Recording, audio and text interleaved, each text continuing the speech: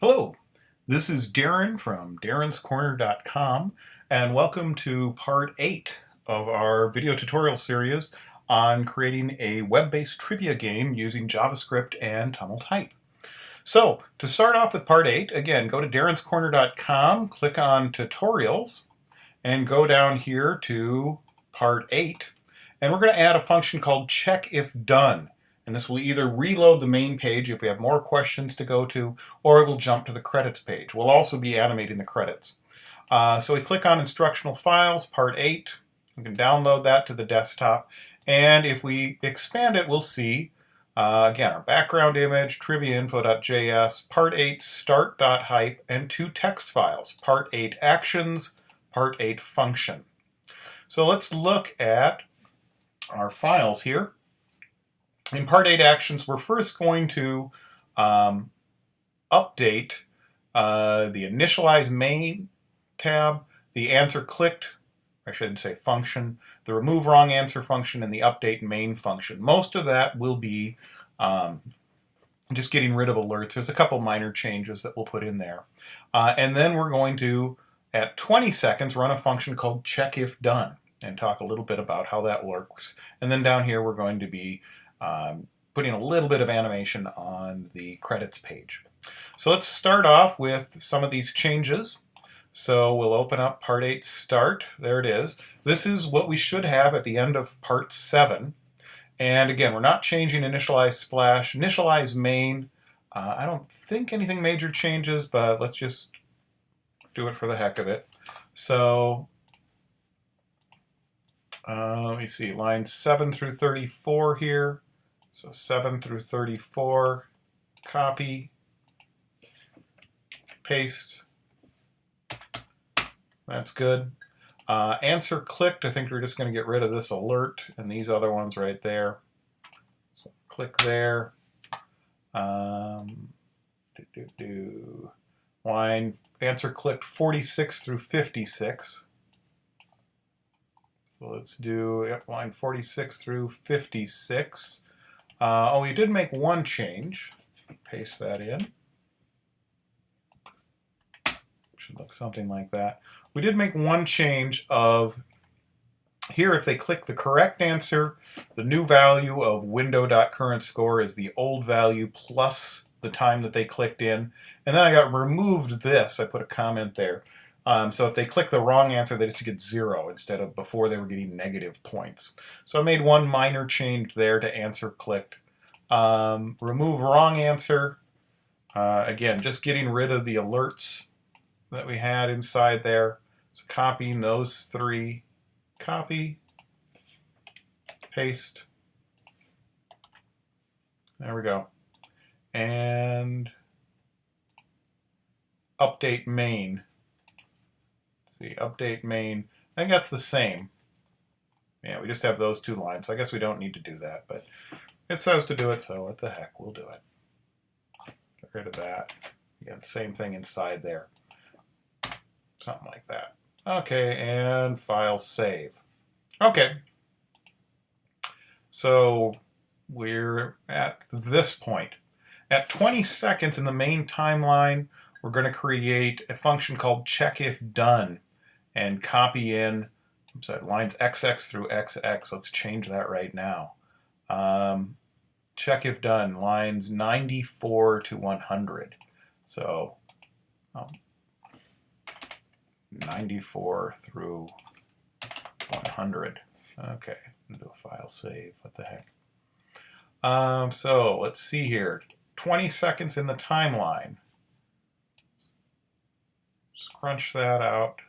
Move this up. There we go. So again, 14 to 15, we see that response. We give them about 5 seconds to read that, and then at 20, I click right there. Timeline action, run JavaScript, new function, and the name of that function is, what do we call it? checkIfDone. checkIfDone. And then we copy in. Here's our checkIfDone. Copy, paste. Okay, let's take a look at what that does. We got an alert. We'll eventually take that out. But we say the current slide number is now, and we echo back whatever window.currentSlide is. And then we say if window.currentSlide is equal to window.numberOfQuestions minus 1. So again, if there's 5 questions, if the current slide is 4, and number of questions is 5, 5 minus 1 is 4, if that's equal, then we're going to show scene named credits. Again, the scene has to be called credits, all lowercase, but we're basically going to quickly jump to the credit scene. That means we're done. Else, if this is not a true statement, if that's false, then this increments window.currentSlide. It's kind of a window.currentSlide plus plus is shorthand notation that says the new value of window.currentSlide is the old value plus 1. And then we go and reload main. But this time, since current slide is now incremented, instead of reading the first question, we'll read the second question. Or if you want to get very, very technical, instead of reading the 0th element question and the 0 element answer A, answer B, we're going to read element 1. And then when we do this again, then we go from 1 to 2 and 2 to 3, so on and so forth. So that looks pretty good. Save the project, preview in a browser, and verify. The main page reloads 4 times with different questions and then jumps to the credit scene. The score is updated according to your answers. So file save and preview. Okay, first question. It's William Henry Harrison. I'll click in 900.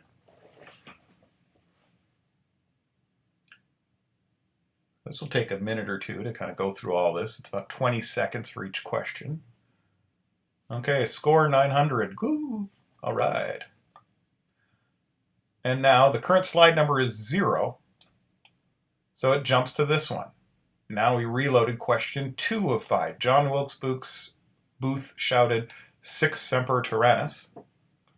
Again, I clicked in, 400, 450.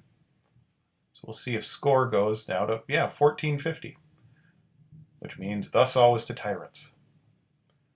Current slide is 1. The only person who served as both president and on the Supreme Court was William Howard Taft. 700, I clicked in. So again, this should fade out and we should go from 1450 to 21. Taft was endorsed by Theodore Roosevelt. The two had a falling out.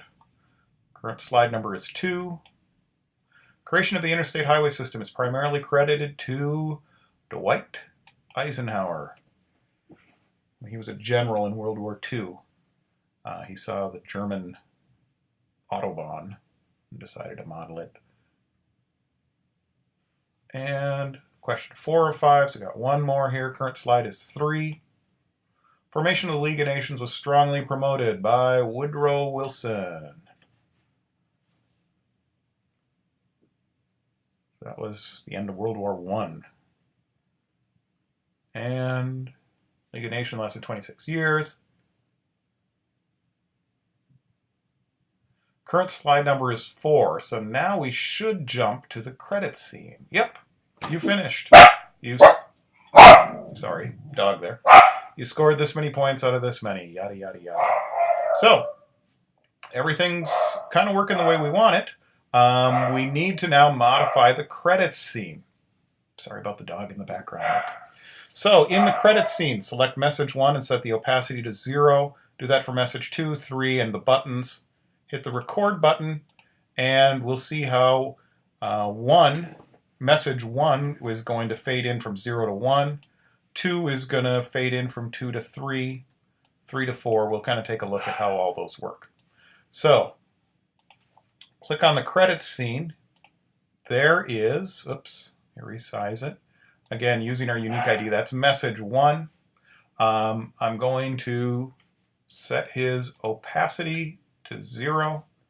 Same with this guy, with this button, with this button, and with this button. Okay, we don't really have to do this, but it makes it a little bit more interesting. I press the record button and I select message 1. I jump to 1 second, and I force the opacity to be 100, so it fades in, finished, 0 to 1 fades in. Select message 2. Again, maybe I'll move him down there just to change that. Change message 2. I'm going to force, record is turned on, I'm going to wiggle this and bring it back to 0, so that forces him. He's at 0 there, he's at 0 there. From 1 to 2, he fades in. And I'm going to do kind of the same thing for message 3. At 2 seconds, I kind of wiggle this and bring it back to 0. Crank this up to 100. I select, oops, I didn't want to do that for message 3, did I? Nope, I didn't. So I'm just going to select that and edit, cut. There we go. I'm going to select the again button and force him, oops, record's turned on, that's good. Force him to be 0 right there, and at 3 seconds, he's at 100%. Select the more button, wiggle that, force it to be 0. At 4 seconds, bring that all the way up. And then finally select that bottom message, wiggle that so it's 0, go to 5 seconds, and crank that up. Oops, looking at this. Oh, okay. We just need to move these around a little bit. Message 1, I actually want to go from 1 to 2. Message 2, I'm going to grab these two and move them 2 to 3. This one's going to go there. This one's going to go there. And this one's going to go there. So now when the credit scenes loads, we fade in finished. You scored this many points. There's this button, there's this button, there's that. If you want to play around with the timing, you're more than welcome to. So I turn the record button off, and now I'm going to add one more thing called initialize credits. And that's going to change, instead of saying XX, YY, ZZ%, it'll actually put the actual numbers in there. So, scene, on scene load, run JavaScript, new function. This will be our last one, and we call this initialize credits. Okay, we can call it anything we want, but I think that's a pretty descriptive name of what we want to do. And I'm going to copy these lines. Copy and paste. There we go. So let's take a look at what this last little bit does. Okay, I create a temporary variable, window.currentscore divided by window.number of questions times 1,000. Multiply that by 100, so I get a percent. Put that in temp1. Then I say the new value of temp1 is the old value temp1, 2 fixed, bracket, parenthesis 2.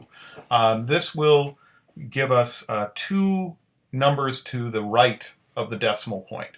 So, you know, say you got 16.54% correct or something like that, instead of having 16.576545 correct. I create a string you scored window.currentscore points break. And then I say the new value of string 1 is the old value of string 1 plus out of a total of window.number of questions times 1,000 break. And then the new value of string 1 is the old value of string 1 plus overall result colon temp1 space percent. So string 1 is this big long string that we have in there with a bunch of breaks in it. And so then I say find message 2, set his inner HTML equal to string 1. So we'll do a file save and save the project preview and verify the final score displays correctly. So unfortunately, I got a preview, and you can't really jump to the scene because we have to put in values for each of these. So William Henry Harrison. The good news is you'll know your presidential trivia, or at least these 5 answers, probably by heart. So give this a second to run through. And we're pretty much done. In part 9, we're going to do a little bit of cleanup and whatnot, and then in the summary, we'll talk about some things that you can change. Sic semper tyrannis. That's question 2. Again, you can see we get an alert at the end of this that's checking if we're going to reload or.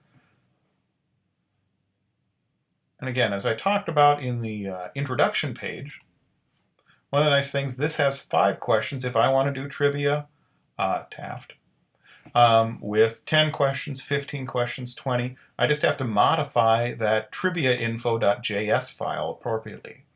And again, if I don't want presidential trivia, again, I can put in Harry Potter trivia or baseball trivia or whatever it is that you want. Eisenhower.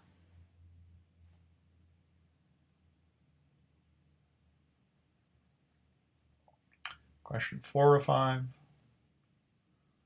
And lastly,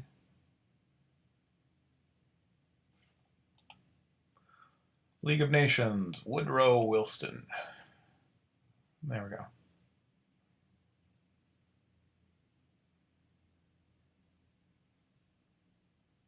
Okay, now we should jump to the credits page. I got a pretty good score, 4650 out of 5,000.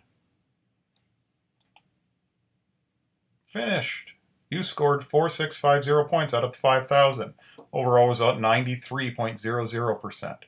And now if I click there, play again, it should reload it. This one, I'll right click and say, oops, yeah. And then we can see something there. So if I say play again, it jumps back there and my score now is back to 0 because it reads the initialized splash page and goes from there. So it's looking good. Thanks so much, and on to part 9.